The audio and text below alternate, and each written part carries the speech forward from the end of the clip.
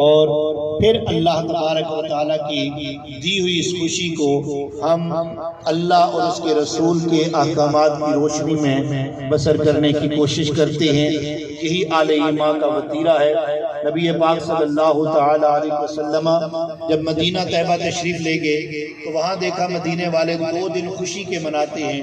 ان دنوں میں وہ اپنا جشن مناتے ہیں، مختلف قسم کی تقاریب کرتے ہیں۔ اللہ کے رسول صلی اللہ تعالی علیہ وسلم نے فرمایا، میرے صحابہ، اللہ نے تمہارے ان خوشی کے دنوں کو ان سے بہتر دنوں میں تبدیل فرما دیا ہے، لہٰذا اللہ نے تمہیں 2 دن عید الفطر اور عید الاضحیٰ کے عطا فرمائے ہیں۔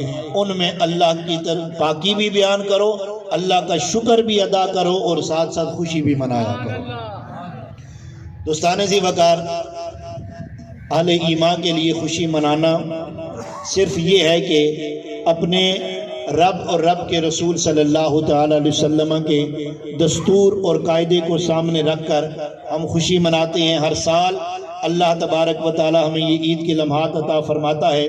قرآن مجید فرقان حمید کی جو آیہ مبارکہ تلاوت کی، اللہ جل وعلا شانہ کا ارشاد ہے، وَأَمَّا بِنِعْمَةِ رَبِّكَ فَحَدِّثْ۔ جو اللہ کی نعمتیں، اللہ کا انعام، اللہ کی کرم نوازیاں تمہارے اوپر ہوتی ہیں، ان پر اللہ کا ذکر بھی کرو، اللہ کا شکر بھی کرو، اور ان نعمتوں کو یاد کر کے اللہ کی بارگاہ میں شکرانے بھی ادا کیا کرو۔ دوستان ذی وقار، اس وقت ہم جو یہاں بیٹھے ہیں، ہم بھی اللہ کی بارگاہ میں شکرانے کے طور پر اللہ کی بارگاہ میں سجدہ ریز ہونے کے لیے آئے بیٹھے ہیں۔ اللہ تبارک و تعالی ہماری جملہ عبادات کو اپنی پاک بارگاہ میں درجہ قبولیت عطا فرمائے۔ حضرت عبداللہ ابن مسعود رضی اللہ تعالیٰ عنہ روایت فرماتی ہیں، رسول اللہ صلی اللہ تعالیٰ علیہ وسلم نے ارشاد فرمایا، عید الفطر کا دن جب بھی آتا ہے، اللہ تبارک و تعالی فرشتوں کے سامنے اپنے بندوں کی عبادت پر فخر کرتا ہے۔ اللہ فرماتا ہے، دیکھو تو صحیح فرشتوں، کیسے میرے بندے اللہ اکبر اللہ اکبر لا الہ الا اللہ واللہ اکبر اللہ اکبر کی تکبیرات پڑھتے ہوئے، کیسے میرا ذکر کرتے ہوئے آ رہے ہیں اور آ کر میری بارگاہ میں سجدہ ریز ہوتے ہیں اور مجھ سے اور کچھ نہیں مانگتے۔ مولا ہمیں بخش دے، مولا ہمارے اوپر رحم فرما، مولا ہماری عبادتیں قبول فرما، بس یہی دعائیں کرتے رہتے ہیں۔ رب فرماتا ہے، فرشتوں تم گواہ رہنا، تم گواہ رہنا کہ جو بھی آیا ہے آج خالی دامن لے کر نہیں جائے گا۔ کیوں؟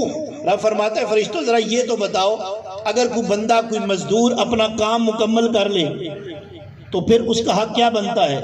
الہ العالمین، حق تو یہ بنتا ہے کہ اس کو اس کی مزدوری پوری دی جائے۔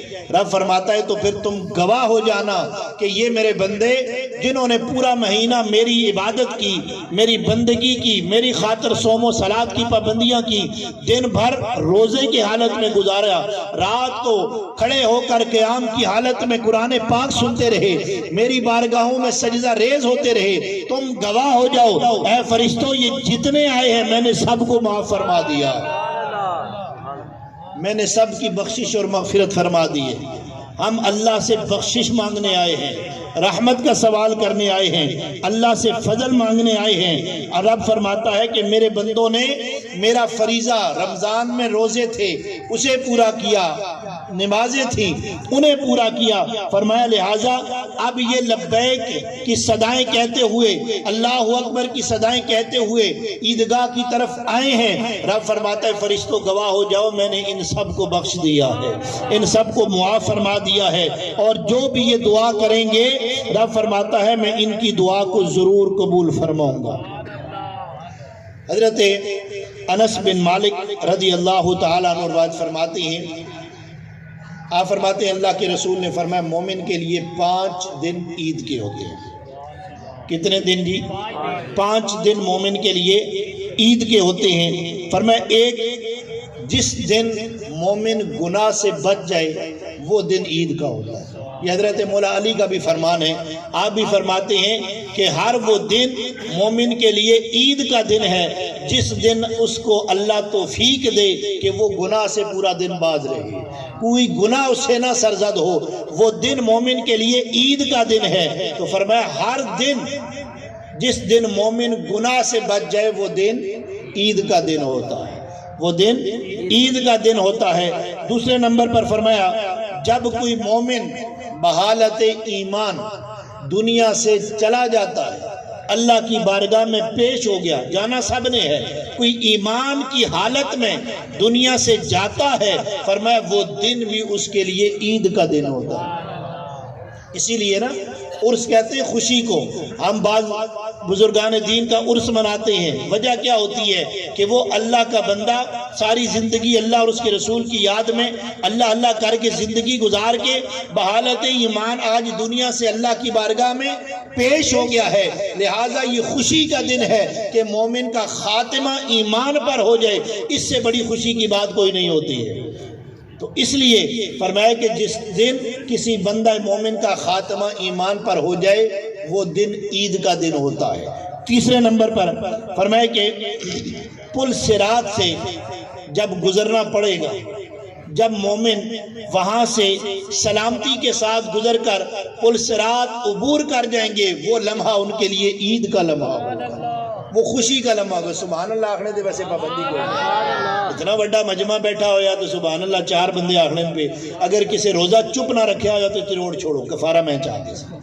خدا کے لیے آج بھی اللہ کا ذکر نہیں کرو گے, اللہ کسے مانگنے آئے ہیں اللہ کا ذکر. میں آپ کو فضیلت پہلے بتا چکا ہوں, حدیث سنا چکا ہوں, اب بھی آپ کی زبانوں پر اللہ کا ذکر نہیں ہوگا تو کب ہوگا؟ اللہ کا ذکر جھوم کر کیا کریں, اللہ کی جتنی پاکی بیان کریں اللہ تعالیٰ اتنا ہمارا من پاک فرما دیتا ہے, اس لیے محبت کے ساتھ سبحان اللہ کہا کریں.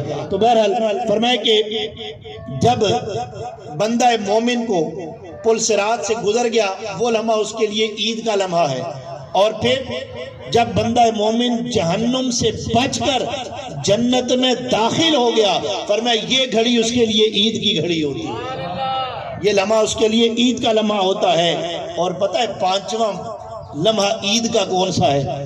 فرمایا جب اللہ تبارک و تعالی آل ایمان کو اپنا دیدار عطا فرمائے. جنت کی سب سے بڑی نعمت, سب سے بڑی نعمت اللہ تبارک و تعالی اپنا دیدار عطا فرمائے گا, اس سے بڑی نعمت کوئی نہیں ہے. تو فرمایا جب جنت میں اللہ بندوں کو اپنا دیدار عطا فرمائے گا یہ وہ لمحہ ہوگا جو مومن کے لیے عید کا لمحہ ہوتا ہے.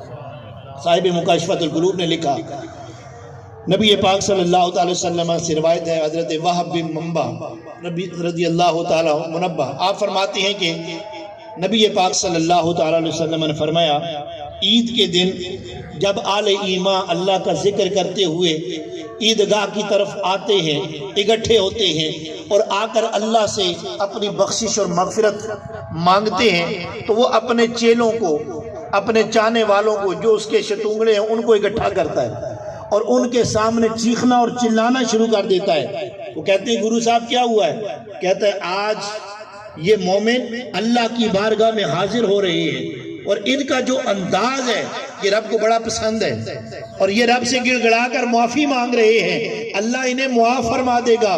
تم نے کرنا یہ ہے کہ ان کو گناہ کے اوپر لگانا ہے, انہیں کیا کرنا ہے؟ گناہ کے اوپر لگانا ہے تاکہ اللہ تعالیٰ ان سے ناراض ہو جائے. آج خوشی کا دن ہے, یہ خوشی کے دن میں بھی اللہ کو نہیں بھولے ہوئے, یہ رب کی بارگاہ میں سجدہ ریز ہو رہے ہیں, اس کی بارگاہ میں گڑ گڑا کر دعائیں مانگ رہے ہیں, استغفار کر رہے ہیں. تم نے یہ کرنا ہے کہ ان سے گناہ کرانے ہیں. جب یہ گناہ کریں گے نا تو اللہ تعالیٰ ان سے ناراض ہو جائے گا. تو دوستان ذی وقار, شیطان ادھر سے چاند نظر آتا ہے, ادھر سے وہ آل ایمان کے اوپر حملہ آور ہونا شروع ہو جاتا ہے.